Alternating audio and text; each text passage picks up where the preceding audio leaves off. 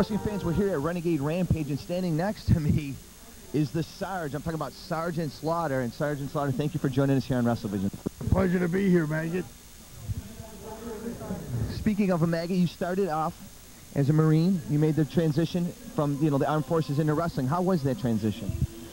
I went into combat just about like I did in the Marine Corps. I dug a foxhole and kind of picked out who I wanted to be in that foxhole with. There's not too many people you can trust out there, but it was a tough battle, and the transition was a little easier in professional wrestling than it was in the Marine Corps.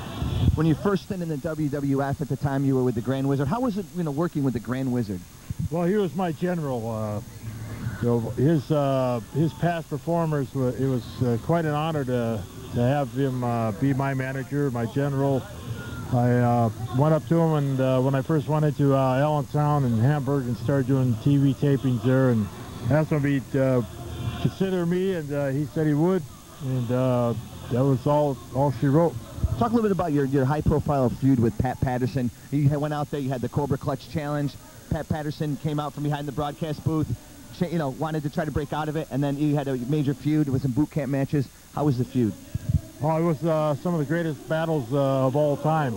They say that it was the greatest match ever in the Madison Square Garden and never been duplicated.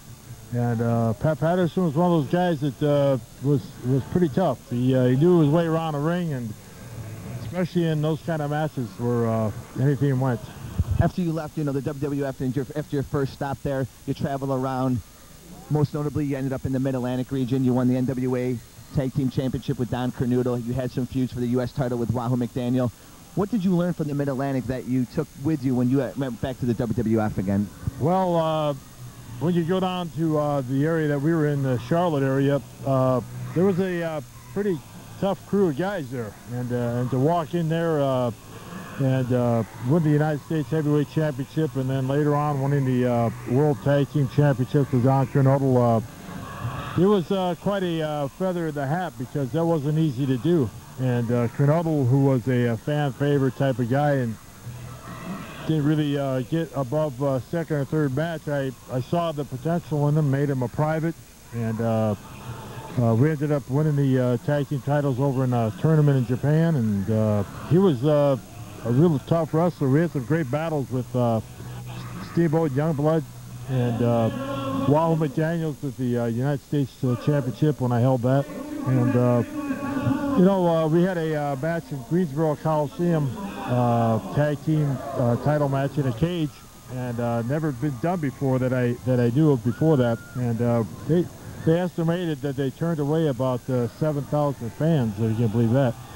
And that was the first time they ever thought about in that region of doing a closed circuit. They didn't have pay-per-view then, so they were going to do a closed circuit, and the promoter Jimmy Crockett wasn't sure because there wasn't a lot of advanced sales. There was a good sale, but the walk-up was unbelievable, and it was just it's too bad we couldn't have got all those people in the building.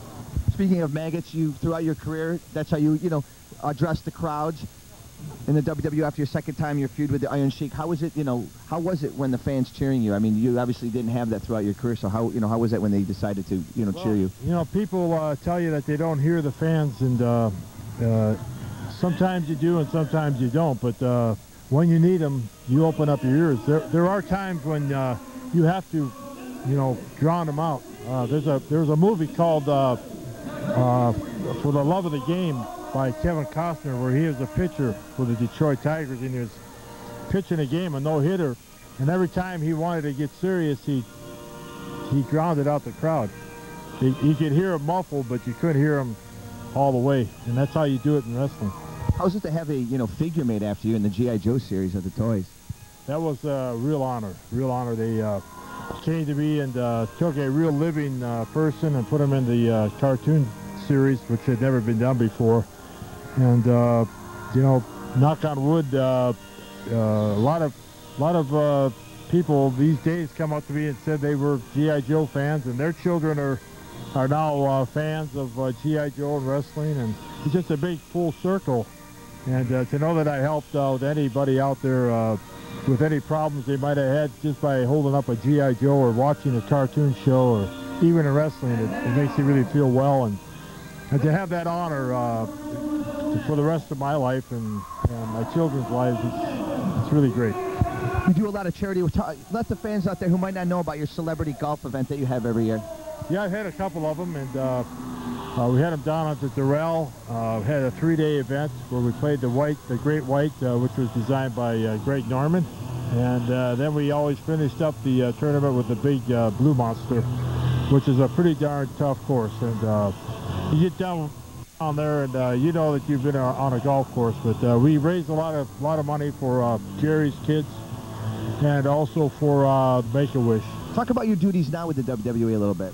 Well, I'm an agent, producer, business agent. I do a little bit of everything. I try to help the new talent become superstars. They ask me a lot of questions. What they do in that situation? What would I do in that situation? You miss being out there? Well, days like this, it's a lot of fun to get out there and wrestle, and I still feel like I can do it. I feel like I want to do it, and as long as I'm having fun doing it, I'll keep doing it. I wish I could do it more. Sergeant Sauter, thank you for joining us here on Wrestling Vision. It's a pleasure to meet you, and good luck with everything in the WWE. Thank you, Thank you, sir. Smith.